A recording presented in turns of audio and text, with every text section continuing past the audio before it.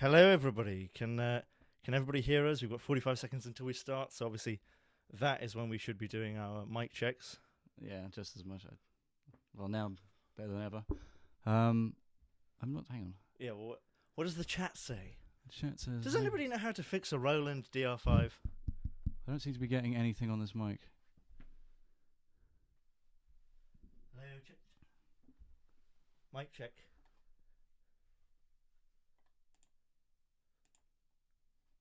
They hear us. They hear us. You can't hear us.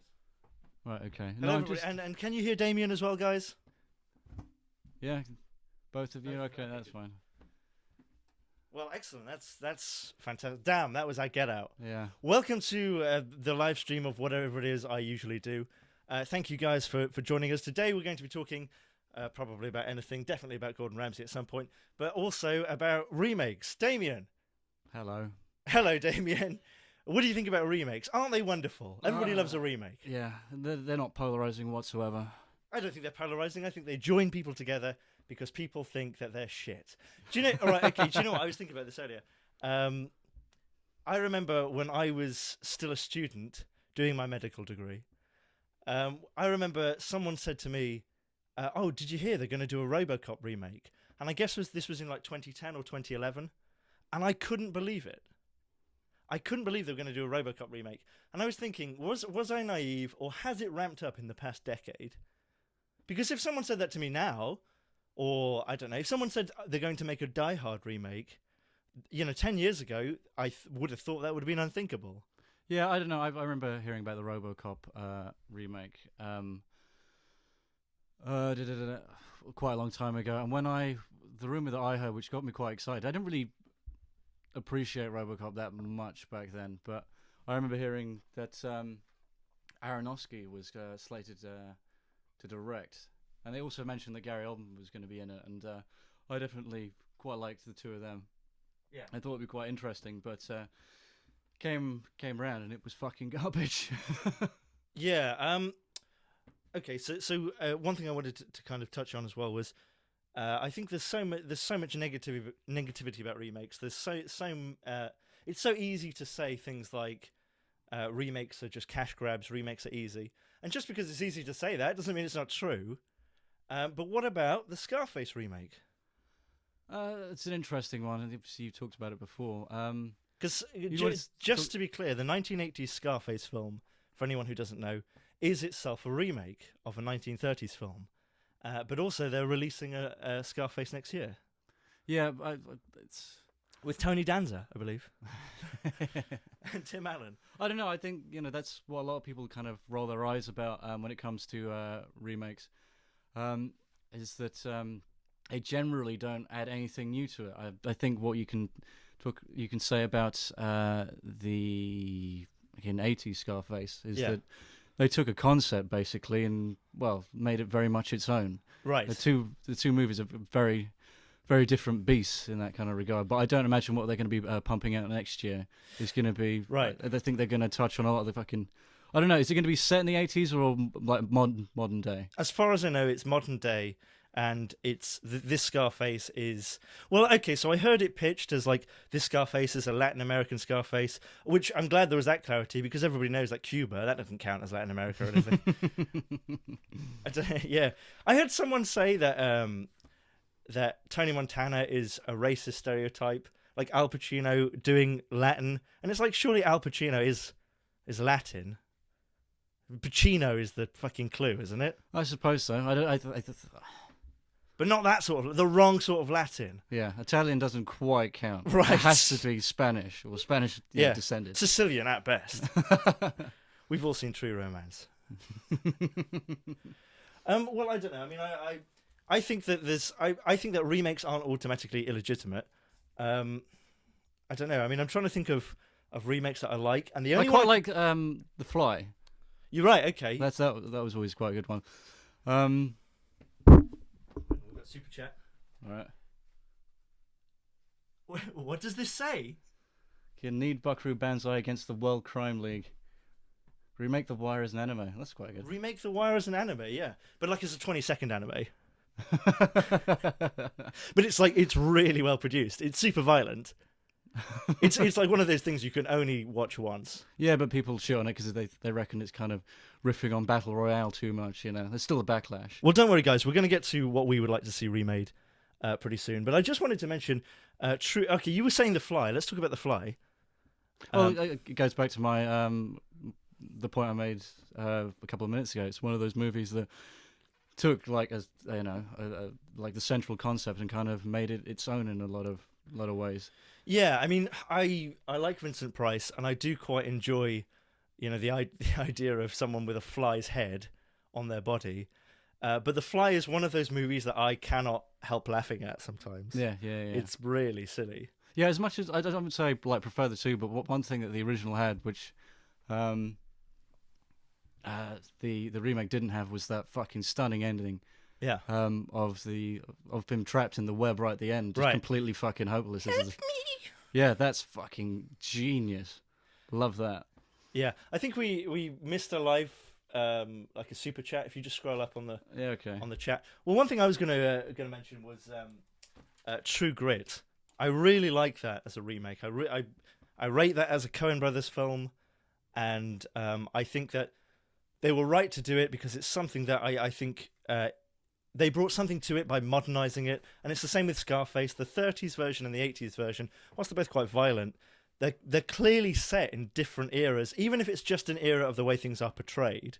Mm-hmm. In terms of you couldn't get away with that much in the 30s, and the same with the True Grit, that they made, I think in the 50s.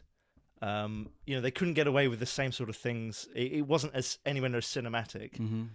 And yeah, I think with Scarface 1980 whatever is going to look a lot different to Scarface more different to Scarface 1930s than the one they make next year. Mm-hmm. Yeah. What about the Ladykillers? Have you seen that? I haven't seen that. I have seen it, but I haven't seen it in fucking years. Tom Hanks is the Alec Guinness character, and he said after he made it, like, "Oh, I've never seen the first one." Yeah, and I thought that was complete fucking horseshit. Did you think he did? Of course he did. Yeah. You would see it, wouldn't you? Yes, yeah. Yeah, what does that one say?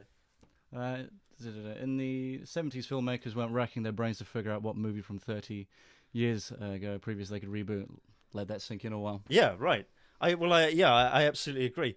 I mean, high concept 30 years ago, even 20 years ago, it was much more innovative than it is now. Sorry, I'm going to have to stop you here. We've got, Benjamin, Rugrats live action set in Rwanda. Oh, yes! And Chucky is like Bullet Boy. like he's only 20, but he is responsible for many, many deaths. Still a child. Yeah. Or a chap now. Yeah. Okay, what's the most ridiculous remake? Well, surely the ones we're about to offer up, surely. You say that, but you look like you've done some kind of prep. No. I'm at the end of my prep now. This is the end of the stream, isn't it now?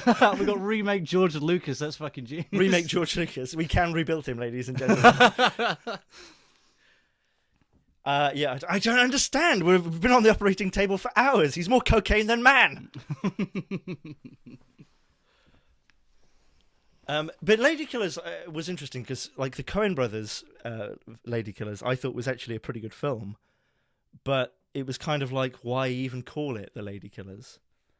And I think that is the reason people make remakes. That's the reason studios make remakes. Mm-hmm.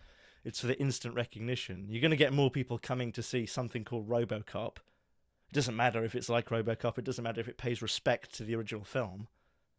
Yeah, we're going back to the very simple but sometimes kind of salient point that it's a cheap cash grab. That's I just feel like nothing is going to be kind of contributed to the Scarface remake whatsoever.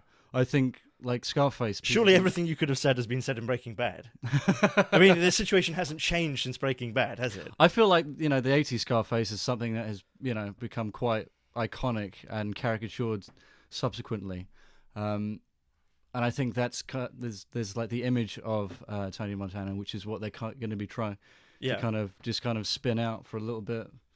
It's a bit of attention, a bit of money, really. I don't think it's going to be quite the character piece. It's going to be like, there's some more fucking drug culture, and we're going to glamorize and make it look a little bit sexy. There'll be tits, guns. It's going to be all this. But there was all of that in Scarface. In the 1980s one, the Al Pacino one. There were tits and guns in that, and chainsaws. Don't forget the chainsaws. And don't you ever try to fuck with me, Eric. And KFC and such. I don't know. I mean, they are going to remake Harry Potter at some point. Oh, well, I never really thought about stuff like that. I was quite happy when they wrapped up the last movie, and I kind of compartmentalized that and just kind of because move you on. had to go and see all of them. Duty bound. Yeah. I mean, no, I think they should do a new Harry Potter, but they should do one film per term. And Hogwarts has 7 terms a year. It's just never ending. Oh yeah, and all the actors like horrifically age out. Yeah. They don't do any CGI or anything. Oh, it's like 18 months between every release. Yeah, right. Oh Jesus. Well, they're going to remake that eventually one day. They're going to remake Shrek. Really? No, I'm not saying like I know they are, but they will do one day, surely. Well, there's money to be had. Yeah, I kind of one thing I think they're kind of going to remake in the same way that Warner Brothers just kept rehashing the Looney Tunes. Is I think when the cast of The Simpsons die and they finally have to put that to bed, there will be so many kind of spin-offs therein, much like you had like Tiny Toons and stuff like that. I reckon there'll be like Young Homer and shit like that. Shows well, kind like of Muppet Babies Homer. Muppet Babies Homer. Yeah, that's our next podcast. Just Muppet Babies Homer. Yeah. Yeah. I'm surprised they haven't done more Simpsons movies. To be honest. Yeah. Well, I think we just count our blessings in that fucking regard. Again, you don't have to go and see these things. Yeah, I just don't like the idea that it's out there. It's kind of without you having my prior consent. Without you having ruined the cinema experience for other people. As soon as Ralph Wiggum comes out from the 20th Century Fox logo, shit. Yeah, I shat in my hand and threw it at the fucking screen. I shat in my hand. Yeah, it's a good thing you were wearing those arseless chaps made out of Muppets. I'm surprised I got in the theatre. There were a lot of tears that day. So anyway, I don't think that movie remakes are necessarily illegitimate, just like 90% of the time. What do you think? I think a good remake is just is not impossible. It's just a bit of a rare beast. It's got to bring something new. I mean, I always kind of say this, but I think the Body Snatchers 1970s remake is a really good remake because it takes the original, but it adds such a new dimension. There's kind of like a sexual element there. There's definitely more of a social element. It's not necessarily to do with communism. And it's done as if it's a brand new script based on a familiar story. Mm-hmm. It isn't, no one's ever kind of sat down and said, should we make it shot for shot? Because that idea would have been ludicrous. Mm-hmm. Yeah. Do you know what I mean? Yeah, I know what you mean. That's... Yeah. Just farting away there.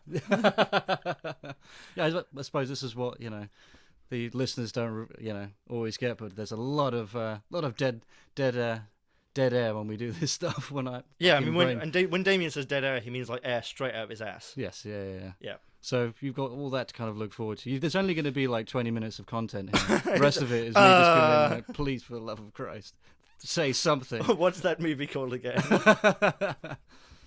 Just give me 5 minutes while I look it up again. It's not as bad as Terminator. Have you seen Terminator 3? Is that the one with Jai Courtney? No. Jesus. You had to do one thing. Is that the one with Karen Allen? Get the fuck out. Is that the one with Shia LaBeouf? All right then, come on. What movies would you like to see remade? Oh, well, on that note, I'd say fucking RoboCop with Shia LaBeouf. Shia LaBeouf. And he is RoboCop, or he's just like RoboCop's head? So we pieced RoboCop together with different actors. Right? Different actors, yeah. But let's not be ridiculous. It's not like Frasier is like RoboCop's arm. Like Frasier's arm is RoboCop's arm. You have to pick the actor with the best arms. Right, okay. And who's got the best arms? Schwarzenegger. Basically, Schwarzenegger's body with Shia LaBeouf's tiny head on top.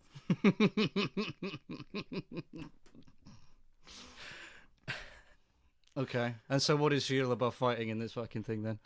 Well, what did he fight in RoboCop? Fought Kane, fought the people who killed him. He fought anti-justice. It could be Shia LaBeouf versus fake news. He just goes into like CNN and starts killing people. No, it's much worse. Like Shia LaBeouf does not relent with the screenwriter, and he kind of imposes his fucking will on it. So it's all about. It becomes this fucking existential crisis for Shia LaBeouf, much like his own life, I imagine, and he's in fact fighting himself in this movie.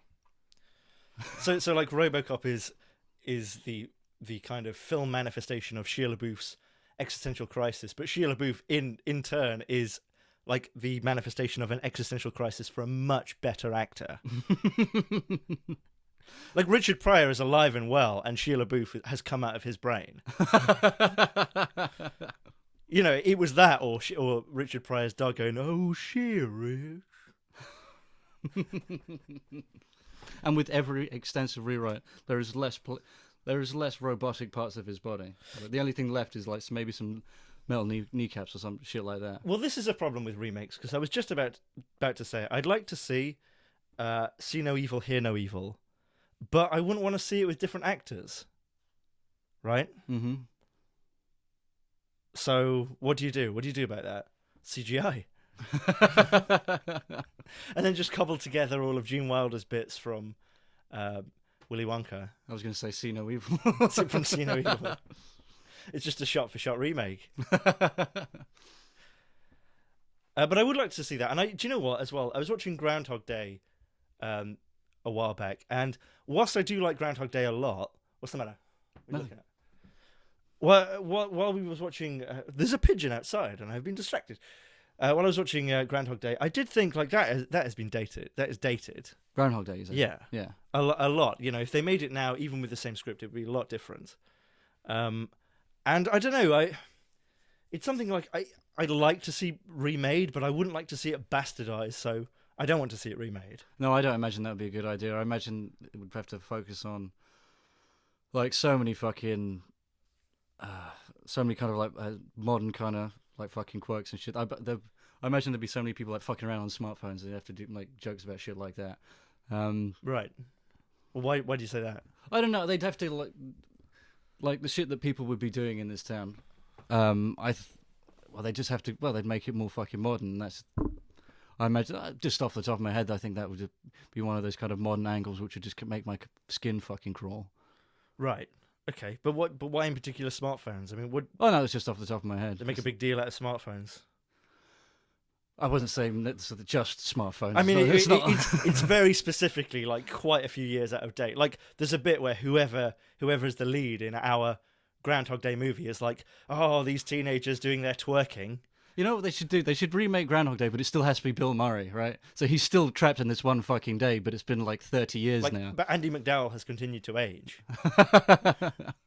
She's come with him, so they both repeat the same day, but he's stayed the same age, and she's like 60, and he's like totally not into that. And they're at quite a conundrum as to what to do. And it's a huge metaphor for how married life is a sham or something. I don't know. Maybe not Groundhog Day. What's the chat saying? You have any ideas there? Well, I'm sure they have loads of ideas. We've got Superman in a moustache, like a 70s sock.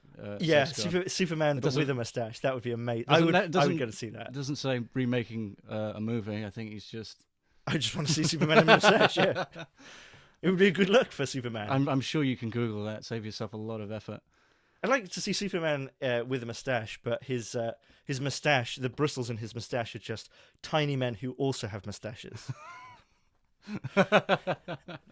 I'd like to see Superman, but when you look closely, no, not even when you look closely, like clearly from a distance, you can see Stalin. it undulating. No, it's Stalin in a cape. And he's just redistributing wealth and keeping a little bit for himself, just for a Fray Bentos on the way home.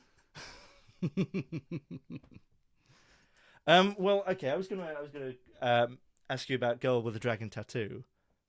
Okay, I suppose that's the other another angle when it comes to remakes. I've seen a lot of that stuff that's been rewritten for foreign audiences, I suppose. Yeah, there's quite a few of those. Yeah, right. But what I was going to say was they have done that, but isn't it kind of pointless, because they are almost exactly the same film. It's just they're saying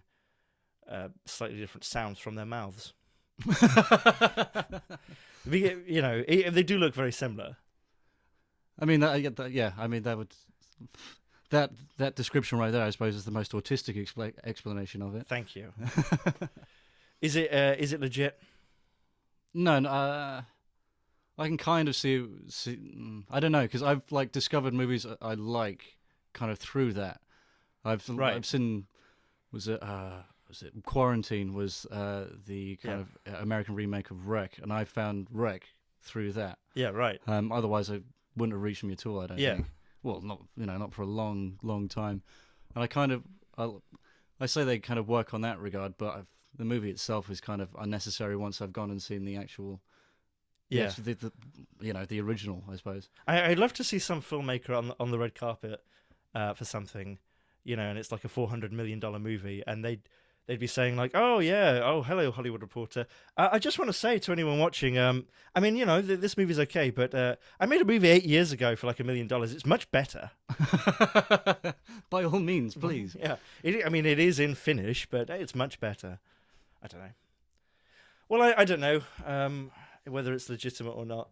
These things do exist, and they will exist more and more. What does that say? We've got Rocky 3 with an all-female cast. Hey! Well, we're going to do Ghostbusters 3 at some point, right? We're going to talk about that. I suppose so. I'd like to see Ghostbusters 3 made with an all-dead cast. And it's like everyone is a ghost. And there is no busting at all. It's just called Ghost. It's called Ghost Loitering. Ghost litter. They're not even menaces at all. It's just lounging. It's a really lazy movie. Or the theme song is "I am afraid of ghosts. Goodbye." Hot chocolate never recovered. Well, okay. One thing I was going to say, and this is a great segue into talking about jockstraps. I'd like to see a remake of Zardoz. Yeah, yeah. I think someone someone has said that. Yeah. Tell people what Zardoz is. Oh, it's difficult to explain. It's a 70s sci-fi movie starring a naked Sean Connery, and it just kind of. He's not quite naked. Almost naked. I mean, almost naked is not an exaggeration, is it? It's frighteningly naked. Yes, yeah. I mean, so what would you do with a remake? Are you just going to close Sean Connery, or you really want to take it down? I don't think Sean Connery would be in it. We wrench him out of retirement. It's funny, isn't it? After Zardoz and everything, it was the League of Extraordinary Gentlemen that made him quit acting. Yeah. Yeah. I don't know. Zardoz, Jai Courtney in a jockstrap. So all this shitting on Jai Courtney, I think it's the maiden doth protest too much. I think you've got quite a little bit of a sweet spot for him, particularly if you want to get him in a jockstrap. You can't make movies now without being political. Or, you can't make movies without having some sort of political message. Or, it's like in the Planet of the Apes. Like, oh, we've got to build that wall. Have you seen that? The War for the Planet of the Apes? No, I haven't seen that yet. Well, there's a line in that, and it's kind of like, oh. And it's not important at all that they build this wall. Well, anyway, I was thinking... Something that's going to horrifically date the movie in Zardoz, a few years. President Donald Trump's head as Zardoz's head. And, like, really shouting. Wouldn't that be excellent? Yeah, I mean, I'm just letting that image sink in a little bit. That's fucking terrifying. Yeah, and the teeth that you can see through his mouth, the Supreme Court justices. Very metaphorical. I'm an auteur, don't you know? Oh. Well, yeah, I don't know. What do you think of Zardoz? Because I did watch it after I'd seen it with you, and it's one of those brilliant films which has like loads of ideas, but also it's kind of boring at times. Yeah, do you remember the bit where the guy's like, whoa, when they're like trying to put a hex on him? And it's just really bad acting. If you're listening to this and you haven't seen Zardoz, this must sound very weird, but it's a very weird movie. Do you not remember it? Like they're trying to get into his brain, and he's like going, whoa, and it's one of the worst acting scenes I've ever seen in my life. I don't quite remember. I've got to be honest. A lot of that evening kind of is a bit of a blur. The Zardoz, the Sean Connery evening. Yes. He gets progressively less clothed. Oh dear. Well, I don't know. I mean, Zardoz is one of those films that they, no one's ever going to remake it unless it comes from some eccentric billionaire's slush fund. No studio's ever going to do a remake of Zardoz. Well, yeah, I kind of feel like Zardoz in itself was a bit of a vanity piece for. for Borman. Was it Bourne? Yeah, I would say for Sean Connery because he just it's the first thing Sean Connery did after was it Bond? Bond. Yeah, All right, okay. apparently, yeah. And he drove himself. Did you know that? He drove instead of like having a driver. He drove himself around Right, in okay. his car, from set and stuff, from Right. the hotel to the set. And he said to the director, You can he said to the director, take that to the bank. he said, we'll split what we'll save 50-50. It's like the guy was done millions in his bank. So he didn't save the production any money at all. Any suggestions in the chat? Oh, we've got loads of Zardoz stuff here. Someone says it should be directed by Michael Bay, featuring Shia. Oh yeah, that'd be and like it completely misses the point. Like, it's just a Transformer movie, but the Transformers are made out of stone. With Zardoz with Shia as himself as well. And he's an actor. He's an actor, and he thinks that when he sees Zardoz, he's gone properly mad. When he sees Donald Trump's head barreling down on him slowly. Donald Trump, but in this version, like the head is like 500 feet tall. Like the first 20 minutes is that same protracted shot, but they really draw it out so you get a real sense of scale. Like it approaches from miles and miles away until you can see nothing, no discernible detail of this head as there's a shadow that completely engulfs him. It just eclipses you. Yeah. Oh, what else? Someone said the Deer Hunter, which is The Deer Hunter. Would you want to see that? I don't know. I can kind of see what's. I can definitely see how you could have something like that. Talking about more modern wars. Someone here saying American Beauty with Kevin Spacey again. Oh dear. Oh, you could do a lot with Kevin Spacey. Oh my god! I think we should remake Kevin Spacey. Oh yeah. Well, I'm trying to think of remakes for Kevin Spacey now. I was thinking earlier of doing. You could have Tim Allen as Han Solo, Tim Allen as Chewbacca, and Tim Allen as R2-D2 in a remake of The Three Amigos. What do you think? Well, yeah. I mean, I don't have any particular fondness for The Three Amigos, so I don't think you can really do any bad. Did they do a sequel to that? I don't know. For Four Amigos. I have no idea. Okay. Yeah, no, no.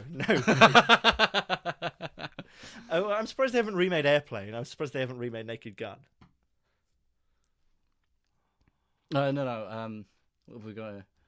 Someone's saying The Usual Suspects again with Kevin Spacey. Kevin Spacey is all of the suspects. Yeah. Kevin Spacey in Lolita. Kevin Spacey as Lolita, doing his own toenails.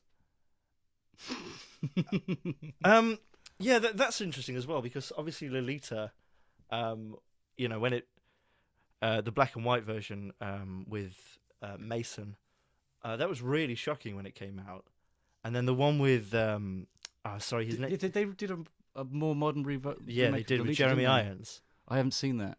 He's really into the little girl he's meant to be into, which is it's good, but it's creepy as fuck. Yeah. It's much more kind of overt than the earlier one, but it kind of doesn't work because it's like people. It's less shocking. People know that this stuff goes on. And, yeah. I suppose so. Oh. Yeah. I don't know. I definitely like Kevin Spacey as Never mind. What? There's a lot of Kevin Spacey talking. Is there? Yeah. Just remake a movie where Kevin Spacey is everyone. Is everyone? You could do The Moon. Do you remember Moon? What's his name now? That's the Duncan Jones thing, right? Right. With Sam Rockwell. That's right. And all those clones of Sam Rockwell. Yeah. Or whatever they are.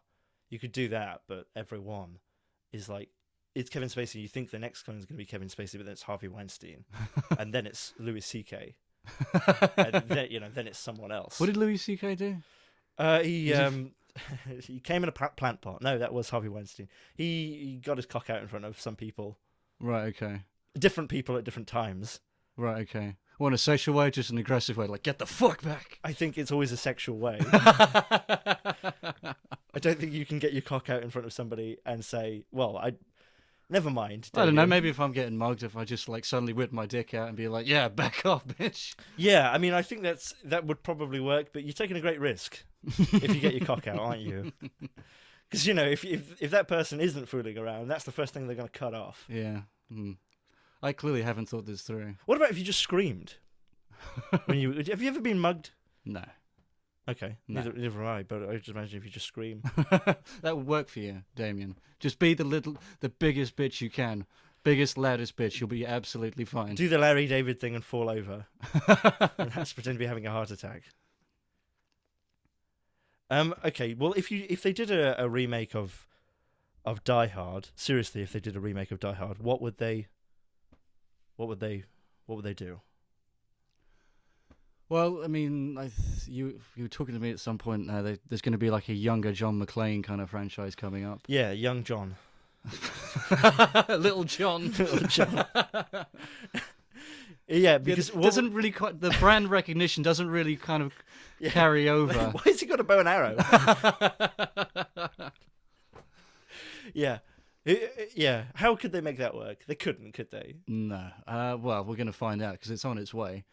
I'm sure it's going to be fucking saccharine, whatever it is. He'll be a beat cop. Or, I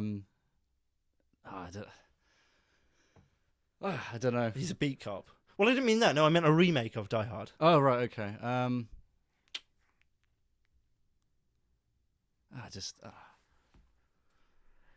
Yeah, there's that dead air. Yeah, I know.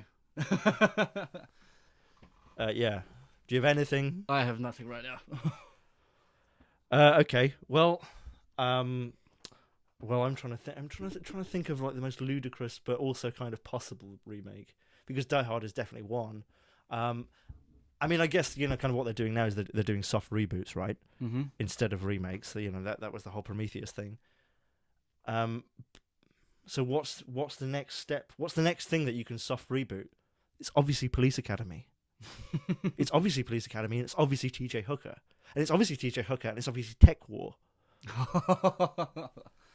you know what Tech War is? I do know what Tech War is. I haven't read it, though. What? Oh, no, you haven't read it? I haven't read it, no. Well, the children have to learn about Tech War at some point. Tell us what Tech War is.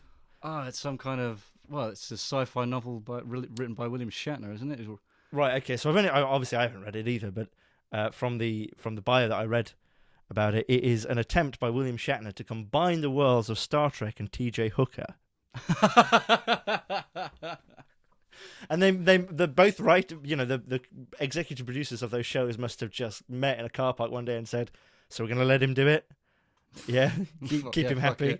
Is this gonna affect our bottom line? No." Yeah, well, I imagine at that point, fucking William Shatner was just, well, getting away with all sorts. Shatner, the early years. You could remake Shatner. I'm surprised they're kind of doing that with Star Trek. Well, definitely definitely. Of course, doing they've that, already fucking done it. What am I thinking? Fucking yeah. No attempt to do it with TJ Hooker. No attempt would ever be made, surely, to do Star Wars Episode 4. A New Hope. That would be sacrilege. And like you got J.J. Abrams there, he's like, yeah, I've always wanted to do like Star Wars 4. Like, yeah, if it was good. How long would he be alive? Normally, the fan base isn't that fucking threatening or kind of regimented or assembled. But for this, they fucking make an exception. Yeah. Something was on the tip of my fucking tongue and I've forgotten it now. Who was on the tip of what? Oh, I see what you did there. Gay jokes. Very good. It doesn't have to be gay. You made it gay. Yeah, I brought my own baggage. It doesn't have to be a human being. being. Anything could be on the tip of your tongue. What are the suggestions?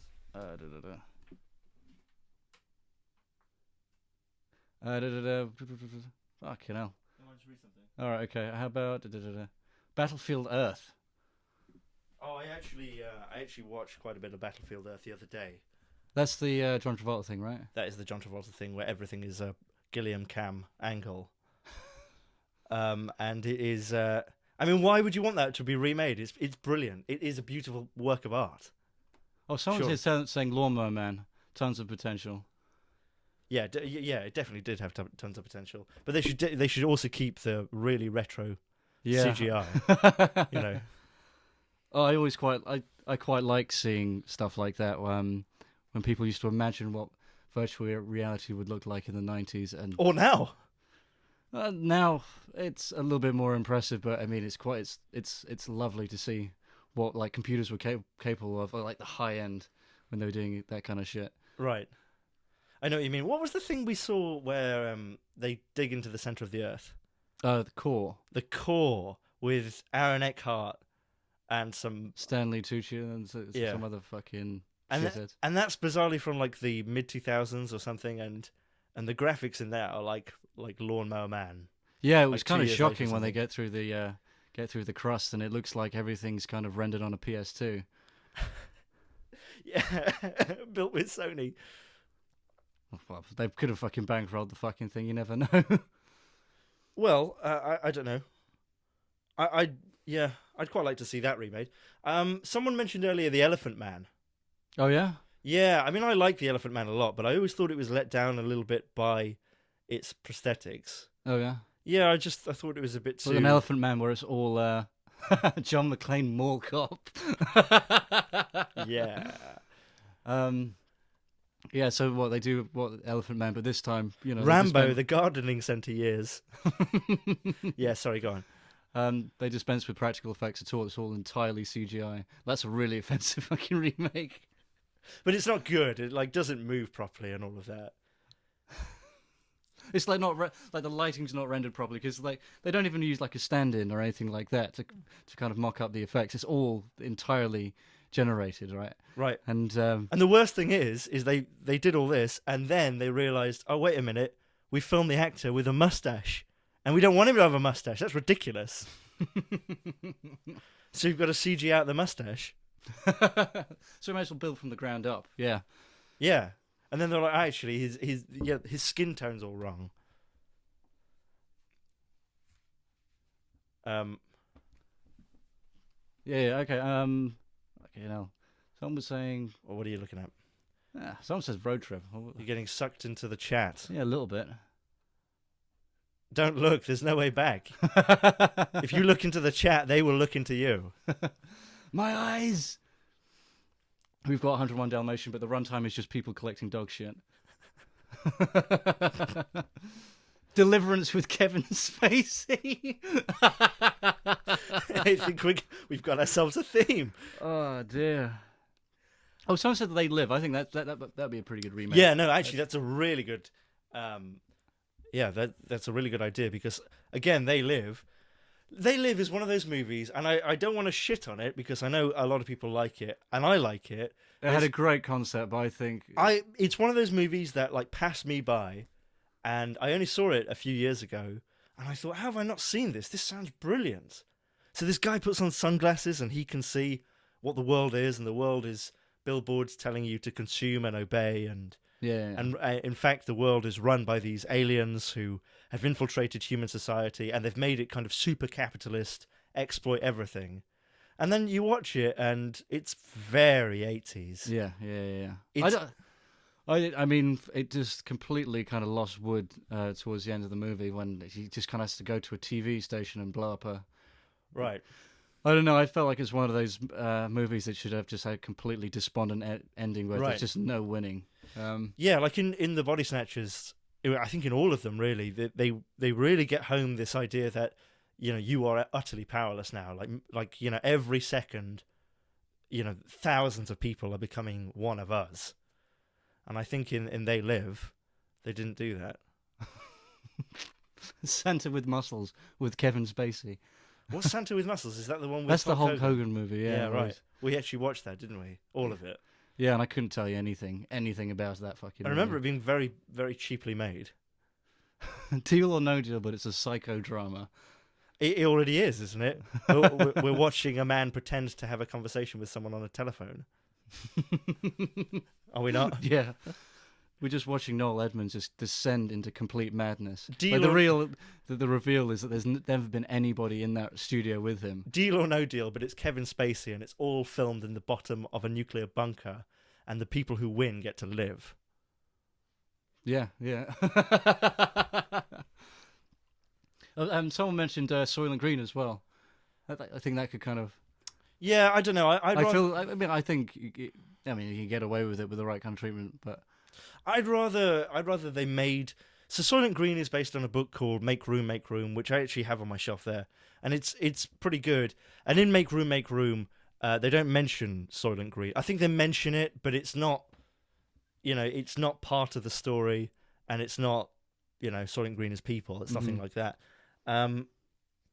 So I would kind of prefer that they made a film based on that book than remade Soylent Green. Because, yeah, Soylent Green is very 70s, but I also think it fits for what it is. What I'm saying is it's dated, but it still works, I guess. Yeah, I can kind of see what you mean. And just the kind of aesthetic of the 80s film stock and everything, and the filters they've used and stuff, it's so sweaty. I love Soylent Green. Yeah. So, what? What was it? Just keep reading this text and laughing at it. You have to share. No, I'll keep it to myself. Someone said network as well. That was really. Oh yeah, that was a good idea. That would be great. That could definitely do with a modernization. I mean, I think if you made any film and it was in somehow something to do with fake news, I think that'd be quite interesting. Yeah. I mean, sorry, I'm still kind of sifting through this, and there's just a lot of fucking Spacey talk now. Yeah, okay. It's kind of down the rabbit hole a little bit. Someone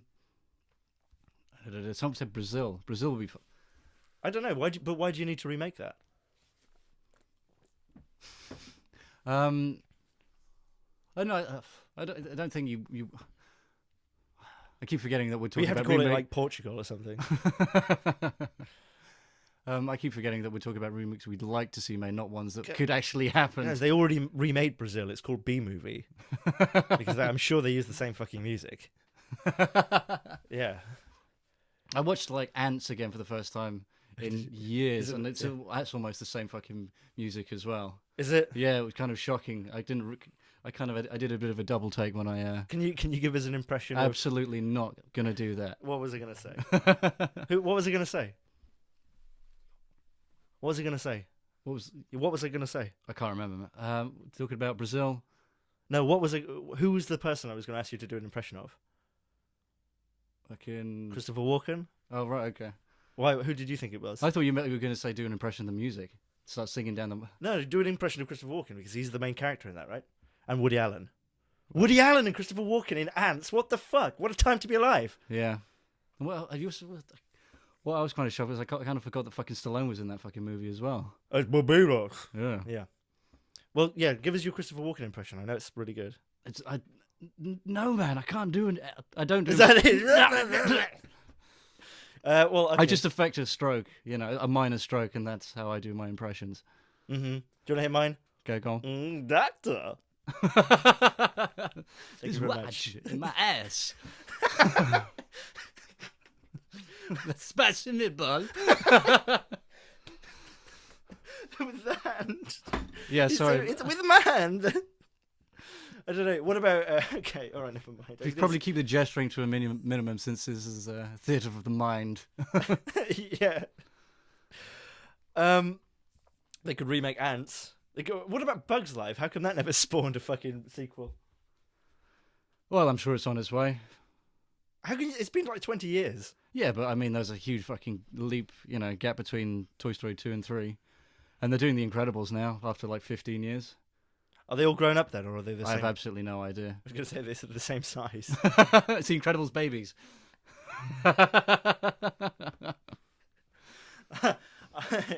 Okay.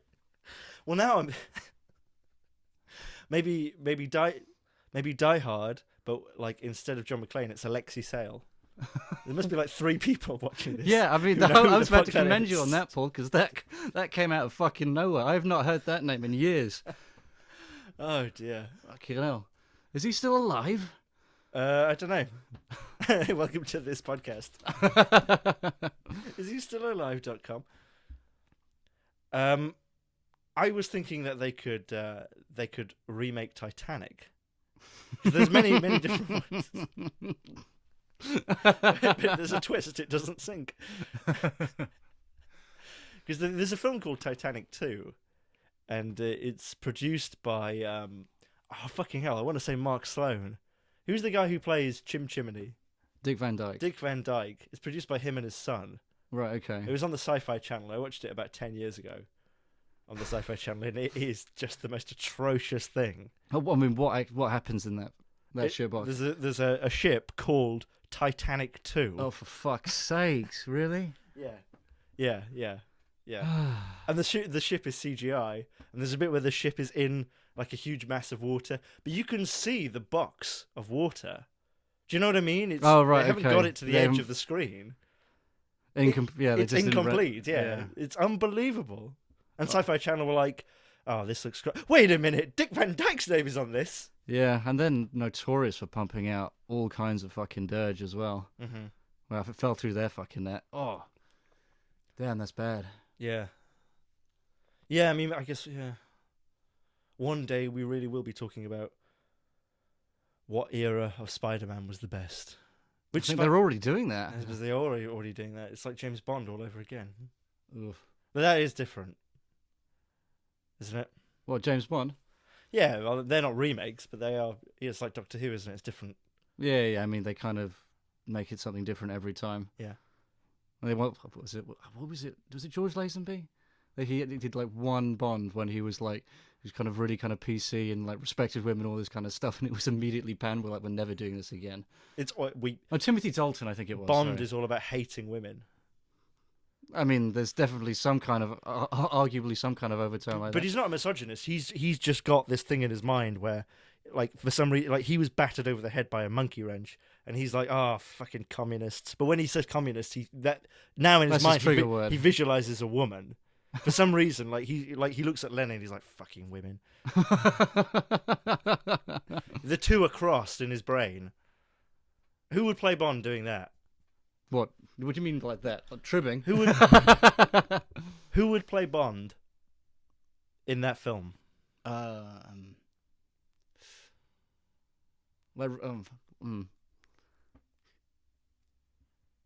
Fucking hell. Yeah, silence. Yeah, I know, right? Alexei Sayle, obviously. Kevin Spacey.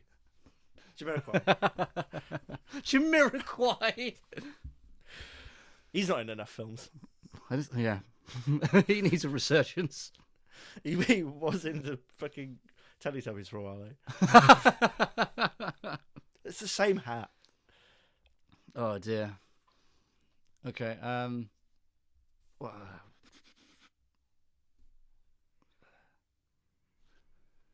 What does the chat say? Oh. So Mel Gibson as Bond, that's actually pretty good. Yeah, Mel Gibson definitely needs to be... Someone says John Malkovich, that's fucking... What, as Bond? Yeah. That'd be awesome. And it is just, it's like a super realistic Bond. He just sits outside of people's houses for days on end and then nabs them and says, "I'm arresting you under the Anti-Terrorism Act." That's all it is. It's a horrible existence, but he is protecting the state. It's not really one to watch either. Denham Elliott as the Bond girl.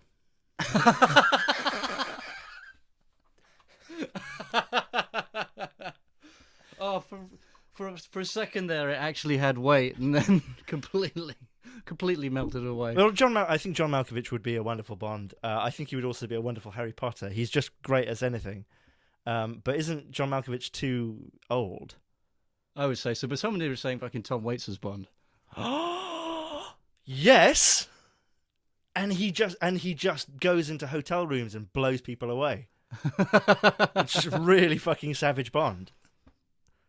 Yeah, I completely agree. And there's like a woman he meets at a bar. She's really hot, and she's the Russian agent, and she's going to seduce Bond, and she puts her hand on his martini and says something like, "Can I get you a new one?" And as soon as she puts her hand on it, he just smacks it away. He's like, "Don't touch my drink!"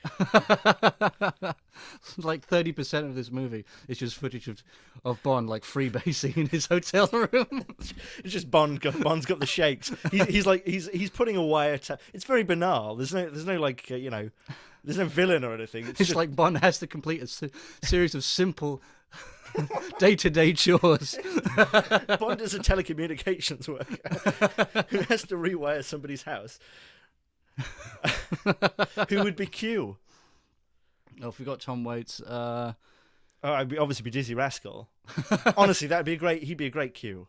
Yeah, I was going to say Les Claypool, actually. Were you? Yeah. Okay. I think Dizzy Rascal's better. Yeah, more people, I guess, would get that. Because it would be like, Q, so is this...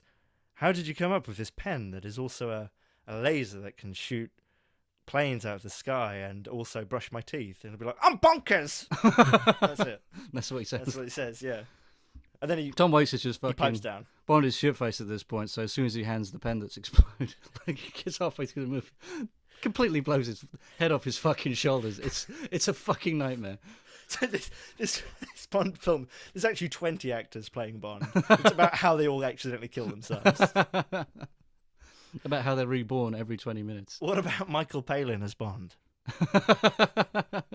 Just really charming. He's very charming. He just tricks people. Oh, naughty. I've got this vision of Bond and he just works at the embassy. He's this kind of old bespectacled man. Bespectacled? Very congenial, just working away at his computer. It's important work, yes, yeah, but we never see it. I mean, this is what the name of the game is in this day and age, Oh, do you know what I watched the other day? Again, I didn't watch all of it. I watched one of the movies about Julian Assange, the one with Benedict Cucumbers. and It's so cheap, but I love that. And there was a bit where they were doing some hacking or something, and someone said, "Oh, just watch this," and they turned the sound off. Right, okay. And it was just like watching Benedict Cumberbatch like check his Facebook page. It was so boring. Oh, really? I'm not going to point. I just wanted to say, isn't hacking hard to make exciting? So I imagine the music was like...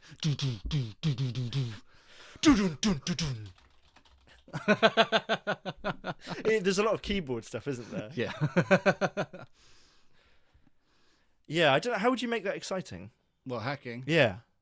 Well, they usually I always quite loved like the plush animations they always have when you see hackers hacking. Right. It's just complete. I mean, It's from like what strings of numbers. Yeah. I love it when someone looks at like thousands of white numbers on a black screen that are moving far too quickly to see, and they're like, "Oh, it's been encrypted." I was like, "What the fuck are you talking about?" Can you decrypt it? Well, it's a Russian decryption. It'll take me 20 seconds. Yeah. I always quite hated some of the fucking gadgets you'd see. So I remember there was one, and was it Die Hard 4, right? And you've got fucking Justin Long's there, and he's got his, when everything has gone down, he's just like, "Oh, I've got my phone here, press a button, I can drop Yeah. He's just I can do this, that shit, this, that, and the other, and it's like, I can drop a satellite out of fucking orbit. I mean, I'm, just hypothetically, but it's just you can see people, they've just got like this phone, right, and they've just taped like an extra battery to the back, so now it's a super thing that runs faster than your average Mac. It's like, yeah, all right, I've done this, I'm into the Pentagon now. Always see shit like that. Well, Bond should turn something in to Q. It should be, well, thank you for the mobile phone, but I had a problem with it. I needed it to hack into a Russian tank to shoot down a Russian aircraft or something, and he gives it to Q, and Q's like, "Don't do that with my shit. You're not fucking MacGyver. You never will be MacGyver. You never will be 00 MacGyver." There's a lot of dead time between the two of them. He just stares him down. After like 30 seconds, he slowly paces over, slaps it out of his hands, stamps it down. Get out. I think hacking should be Benedict Cucumbers, and he's like, "Okay, so I'm hacking into whatever. I'm hacking into the mainframe." They seem to say that a lot. I'm hacking into the mainframe, and I've got this hacking tool on it. It's gonna be about 3 minutes. So Just come with me as the camera pans over to the bathroom and as I have a thunderous wank. All I have to do is press enter. That's how you hack, by the way. It's just Kevin Smith sat at a table eating Cheetos, waiting for his encryption tool to finish working. There's something very hackery about Cheetos, I think. Isn't there? And any of those kind of, I'd say kind of snacks works well, I think. If it turns your fingers orange, you probably shouldn't be eating it or fingering it. Like, that's why Kevin Smith had to fucking wait, because his keyboard is jammed with cheese dust. And cum. Oh yeah, come and work at the Genius Bar, they said. Got a computer degree. It must just be. We've had this conversation before. Fixing computer. Why am I talking about fixing computers? Fixing computers must just be cleaning cum out of keyboards. How horrendous. Yeah, if you're just joining us. Oh dear. Well, I don't know. I seem to remember DEF CON. Do you remember? No, I don't know DEF CON. Walk me through that. Wargames. Wargames, yeah. With. Yeah, I know his name. Fucking Ferris Bueller. Yeah, I want to say Adrian Brody. No, it's Matthew Broderick. Yeah, right. Adrian Brody is the guy in the piano. Yeah. Yeah. In the piano. He's the man who plays my piano for me from the inside. I seem to remember the hacking in that wasn't dull because they didn't show it. But I might be it's been a long time since I've seen that. I don't remember it being about... Oh, I suppose it was hacking. I'd like to see that remade. I think someone did actually mention that in the chat earlier, yeah. I thought that, that could be... Because I think they could remake that, but make it much darker. I mean, there's the bit where Whopper, the computer, WOPR, something like that, yeah. Where it says, "Shall we play a game? How about a nice game of chess?" But it's talking about nuclear war, and I don't know. I think it could have been. I'm not criticizing it, but I'd kind of like to see that done way more sinister. Yeah, I do. But, like, it's not an AI it's not Skynet. It's not trying to destroy humanity. It's just a computer program that you cannot fucking stop now. Yeah. I like the idea, but I think it would have to be like somewhat of a period piece. I think if you set it in modern, it's set in Jane Austen times. Yeah, no, like straight off, not long after the Cold War or something. You can do it now. No, I guess not. Because like the premise, this kid is just pissing around on his laptop, and suddenly he's in the fucking war room now. Yeah, but it was a Dell. It was a Packard Bell. Oh, fucking hell. Yeah. Hewlett Packard. He's in the war room now, yeah. And what's it, George Carson? Do you remember him? The bald George guy? C. Scott, I think, wasn't it? Yeah. What's his name's dad from Modern Family? He didn't...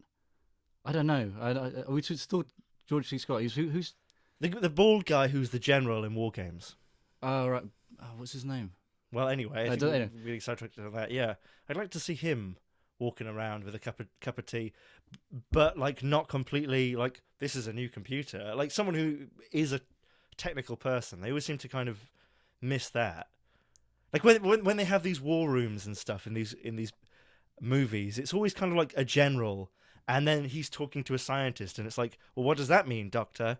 Like, I'm pretty sure the general you would put in charge of that would be like the general from the fucking IT division. Yeah. Do you know what I mean? They'd know a bit, surely. I think, they get the report from some, IT tech. It's like, some kid is hacked into our mainframe and he's playing a game with it. And the guy says, no, that's not how that works at all. And completely ignores it. And the nuclear apocalypse is brought him just through gross negligence. Just after that, he thinks, all right, fine, it must be wrong. Maybe it's an error. Bang! I mean, how could a kid... We're talking about a kid hacking into our computers. You must be fucking nuts. Right, yeah. It should be something like, what's wrong? There's this kid who's hacked into our computers. Who's responsible for security? I am. Take this man outside and shoot him. But it's the same report every 10 minutes. Yeah, it's a different person. Story about a firing squad. I'd like to see something where someone walks in and it's hacking. Maybe it's not hacking. Maybe it's just one of those mission control centers. They've got the satellites and everything. And it's kind of like, here's Bourne. We're tracking Bourne. And then for the guy who's in charge of it to come in and say, turn the fucking lights on. Why would it be that dark? You can have the lights on a bit. It doesn't have to be sheen. Muy terrible. Muy terrible. I think we just got a super chat. Do you want to read that? I didn't see that. What was that? See that? Hang on. Somewhere. Yeah. Searching. Someone says thoughts on Natalie Portman's acting range. We've got Maniac, Carp, Timely Choice. Thoughts on Natalie Portman's acting rage? Oh, so yeah, someone's Rage. Willy Wonka and the Chocolate Factory 3 remake with Kevin Spacey as Charlie. Do you remember Max and Paddy? Yes, yeah. Do you remember the bit with the Willy Wonka and the Chocolate Factory there? No, I don't remember that bit. So Paddy does porn, and he's going to do Willy Wonka and the Chocolate Factory, the porn parody. Right, okay. And he's there, and he's wearing like the top hat and like a little waistcoat or something, and he jumps in, and it's like 7 black dudes. It just rings a bell. Okay, Natalie Portman. I think she's a great Dior spokesman. Yeah, and yeah, that's about it, really. I mean, I see Natalie Portman on TV all the time doing the Dior stuff. That's pretty much. Yeah, I mean, I don't see. I'd say Leon was very impressive, but after that, I've just seen her kind of in almost kind of consistently kind of weaker kind of victim roles, really, or at least playing it off that kind of way. I've never. What did you think of her in Black Swan? I thought it was good, but I think that was just kind of playing to her strengths a little bit. Right. Yeah. I think the way that sorry, who asked that? That was Rick Sanchez. I think that's a good question from Rick, because the range is the question, because she can definitely act, but does she have a range? I don't know. Well, I think it's been choice. Why does Shatner's range? Maybe. I think you're speaking euphemistically, surely. I don't know. I always thought that Natalie Portman would be someone who would kind of not disappear, like you wouldn't hear anything from her, but she'd kind of fly under the radar for a few years, and then she'd do a film, kind of when she's in her 40s, and it would be amazing. I could see that. Yeah. I could see, yeah, and everyone's like, where did this come from? This is amazing. Yeah, I could see that. We just have to wait for it, though, I think. Right. Black Swan could have been that, but... Yeah, well, like you say, I think maybe people just thought, well, she's good in Black Swan, but as you said, it's kind of comfortable Portman territory. Yeah, sort of thing. One more kind of mention here. Someone said Memento with Kevin Spacey remembering the last 30 years. And it ends with him killing himself. Or rather starts. It starts with him killing himself. Didn't you say you watched Memento forwards? Yeah, I remember my dad order. was raving about it at the time, and it was back when DVDs had like Easter eggs and stuff like that. And it was like this hidden thing on one of the menus if you timed it right. Yeah. And what it was the movie played in chronological order. Yeah. After my dad had been raving about it, so I sat down and watched that first. And my dad was kind of very kind of bog standard. I seem to remember. Yeah, you said that to me, but I mean, yeah. It was meant to be played. It wasn't meant to be played like that. Yeah, no, but I was kind of wondering if it was kind of down to direction, or just like someone in editing said, we've got this great idea if we do it this like this, and this. Oh, you mean it was done to save the film? I don't think that in hindsight. Because I wasn't that familiar with Nolan at that point, so I thought maybe this was just. I mean, it was a really interesting idea. It's something that you could very easily see came up at the last minute, really. But yeah, well, obviously with Nolan's, movies from then on, I could kind of see that this was a guy that was clearly kind of on his shit. Yeah, yeah. Well, what's that movie with Adam Sandler where he's with a woman and her memory is wiped at the end of the day. Yeah, it's 50 First Dates. 50 First Dates. I mean, okay, again, nothing to do with anything. Is that not kind of rapey? It is a little bit rapey. Yeah. Kind of maybe you should go to bed with her, like after, saying, oh, I'm your boyfriend, and then maybe you should sleep on the fucking floor, mate, or something, or on this, and be like, okay, don't freak out, I'm your boyfriend. Yeah, but that was a lot of the fucking comic beats in that movie. I seem to remember being like thrown out of fucking bed, and like, oof, oof, oof. She's terrified. Yeah. And he's like, he's got a towel over his fucking bits, and he's like, don't you? Oh, what's this all? What's this all about? This isn't cricket. What a terrible thing to happen. Oh, Adam Sandler. Oh. I'd like to see everything Adam Sandler has ever made remade by like an exquisitely skilled filmmaker. Now, who would you go for with that? I don't know. Guillermo del Toro as Adam Sandler. Hang on, I'm trying to think. I'm sorry, I lost my train of thought then. I don't know. Who are you thinking? Well, to direct. No, I was thinking of who's Adam Sandler. But yes, we can talk about who to direct. Well, you said Guillermo del Toro. I immediately went Benicio del Toro. Benicio del Toro. No, there was someone I was thinking of, but it's gone. How about Fassbender from Frank? Have you seen that film? I have seen that. Yeah. Doesn't Frank look like Adam Sandler? A little bit. Kind of seen that. Yeah, a little bit. Wider range. But yeah. Anything in the chart? There's a lot. People mentioned Logan's Run a few times. They'd like to see remade. I'd love to see Logan's Run remade as well. Someone said Guillermo del Toro remakes Little Nicky. Yes, that's not a bad idea. That's actually. a great idea. Yeah, that could. Someone said Gaspar Noé should be directing the fucking Adam Sandler stuff. Adam Sandler's the life. Gaspar Noé does The Cobbler. And it's all just an out-of-body experience. Yeah. This is just Adam Sandler realizing he died. Yeah. He had a massive stroke when he put those shoes on. Them were some stroke shoes. Oh dear. Yeah. Well, okay. Little Nicky. Would you still have Harvey Keitel in there? Oh, yeah. But he would be selling you direct insurance. Oh, fucking hell, that Winston Wolfe shit was atrocious. We're still on. I know. It started 3 years ago. Was it that long ago? Yeah, it was 2014, yeah. Fucking hell. I don't know, maybe not now. I can't. So for anyone who doesn't know, in the UK, there are adverts on all the time, commercials on all the time, with Harvey Keitel playing Winston Wolfe, and he's selling insurance. Yeah, but it's for like this really kind of dubious, kind of like, I don't think it's Direct Line. It's not dubious. Is it? Yeah. Was it Direct Line? Yeah. I thought it was something like Go Compare or something like that. No. All right. Okay. The Opera Singers Go Compare. I thought they retired that fat fuck. No, I don't think so. How could you retire him? Surely he is everything that company offers. Well, I mean, he kind of, I imagine, like quadrupled their fucking presence. Yeah, it's like that Meerkat thing. Yeah. Well, I think that in and of itself has become like a toy franchise that's quite stable in and of itself. Like they don't do anything about car insurance anymore. It's like there's going to be a movie coming out soon. It is kind of like that, yeah. Little Oleg. Ugh. I don't need to see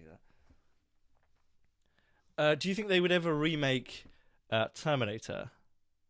Oh, I think so. I think that'll be a matter of time. Yeah. I mean, this is kind of what I think they're doing at the moment. I think this whole Genesis bullshit, going back to the past again, but with a altered timeline, is just kind of laying the it's kind of softballing in a little bit. They're going to be doing another. There'll be like a divergent reality from that. That'll be like the that leg of the movies, you know. Yeah, because I was thinking, I was thinking that Arnold Schwarzenegger films are going to be particularly hard to remake because he is so iconic as Terminator and as the guy in Predator and stuff like that. Mm-hmm. Like I know Arnold Schwarzenegger's incredible physique isn't important to Predator, but it's what I remember. Mm-hmm. His glistening muscles as I'm slowly rubbing one out, and a fist bump, and then someone going "Gather!" I'm doing a video about that soon. How Predator changed over time. I'm thinking it became homoerotic in different ways as time went by. And I definitely was checking my sources correctly. This was not a dubious website that I fell on, Damien.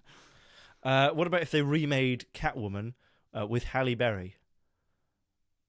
Did it again? Yeah, sorry, I had this completely kind of confusion there. It's like, you understand they did kind of had another crack at it.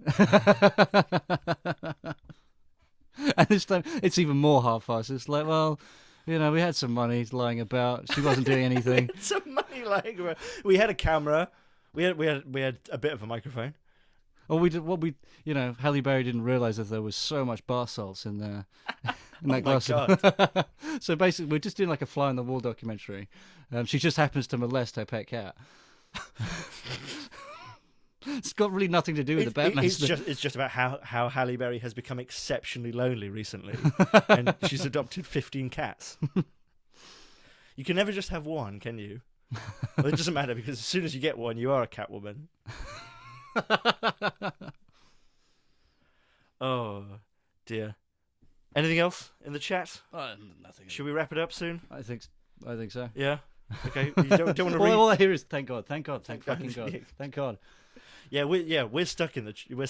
We can't get out. Just leave the room and just never come back up. One thing I did want to talk about before we go was I saw the Franco thing recently, the disaster artist. Oh right, okay. And that's interesting because that in itself is it's not a remake, but it kind of wants to be. Have you seen it? No, but sorry, the disaster artist is the.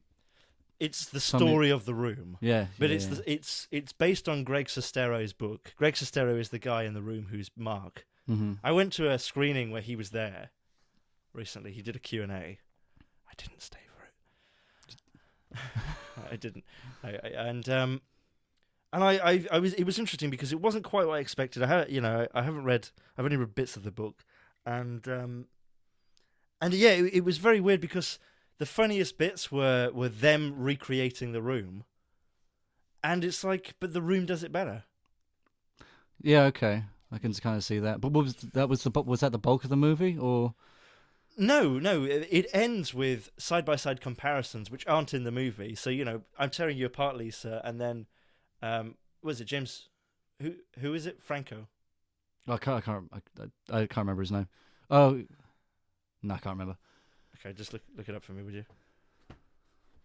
So yeah, the guy playing Tommy Wiseau does the same thing, and it's a very similar shot. It's the same angle. They've got the same clothes and everything, but it's entirely pointless. The rest of the movie is just how they made the room, but it's how they made the room told in a very kind of vanilla way.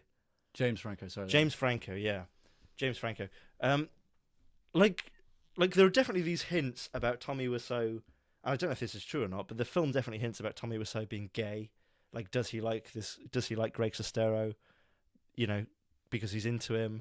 What's going? And he's weird. Whether or not the film kind of suffered from Neil Breen syndrome. Well, the thing is like Tommy Wiseau. I'm sure he could be a really nice guy, but he's definitely weird.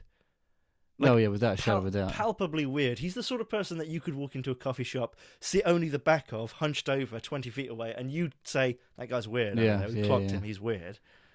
And they never kind of... That's the interesting part about the room, and that's definitely the interesting part about Tommy Wiseau, is he's weird. Mm-hmm. And they never really touch on it. I'm sorry, I'm aware I'm like giving a review of this movie now, but...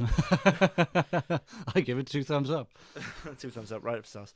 But I don't know. I just thought it was interesting because they kind of wanted to make it a remake. You can tell that they like The Room, but it was never going to be as fun as The Room. Yeah.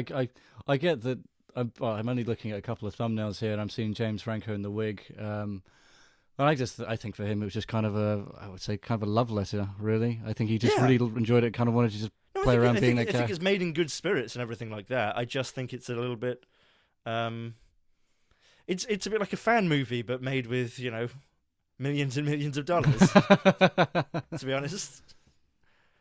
And then Tommy and Mark went to the beach together, and then they had an argument about the film, and it's a bit kind of like, did any of this happen at all? I mean, I could just be watching, then King Arthur and Merlin sat down and said, I think the table should be round. It's just like, this is... unnecessary. This is not what happened. Yeah. Well, anyway, that's kind of what I think, anyway. Anything else in the chat? I don't know. People just talk about disaster writers now. Any interesting thoughts there? Well, someone said Leon the Pig Farmer needs a remake, but I don't know what that is, and that's kind of piqued my interest a little bit, actually. What's that? Tommy Wiseau is Kevin Spacey. Tommy Wiseau is Kevin Spacey. I think Kevin Spacey would have been a great Tommy Wiseau. Have you ever seen Kevin Spacey do his impressions? Yeah, I've seen some of that stuff. He's It's actually actually really pretty good, good. Yeah. Or he was, I guess. He's not allowed to, after he rung him up like that. He wasn't allowed in this town. He couldn't get arrested in this town anymore. Is it about Al Jolson? What are the thoughts on The Disaster Artist? Do people like it? Yeah, people are saying it was a Yeah, fun movie. It was a fun movie. Yeah, I think for me it was a little bit too long. That's just my opinion. Everything's too long for me, though. Interesting you should say that. Yeah, okay. Do you want to wrap it up? I think we should, yeah, let's go for it. All right. Okay, so thank you very much, guys, for listening. And as ever with all of these podcasts, live streams, whatever, I'm sorry. Thank you very much. You guys are awesome for coming in and listening and talking to us on the chat. It's been a lot of fun. Thank you for all the super chats that we've received. We're going to be doing normal podcasts a week on Fridays when we resume. And what is our topic, Damien? It was going to be... quickly now, I can't remember. More movies with Muppet babies, I think. Muppetizing movies. And then after that, we're going to be doing Die Hard 5. Oh, fantastic. That'll be a lot of fun. Yeah, that should be fun. Because we haven't talked about this guy. You may have heard of him called Jai Courtney. Yeah, he could be quite good. I don't know. He looks like he's promising. I heard that Jai Courtney is a jolly good actor. I heard he was in Zardoz, huh? I heard he's in Zardoz. Yeah, he's in Zardoz's mouth.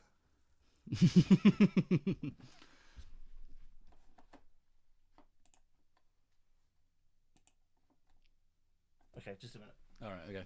Okay, thank you guys. See you soon. Yeah, thanks very much. Bye-bye.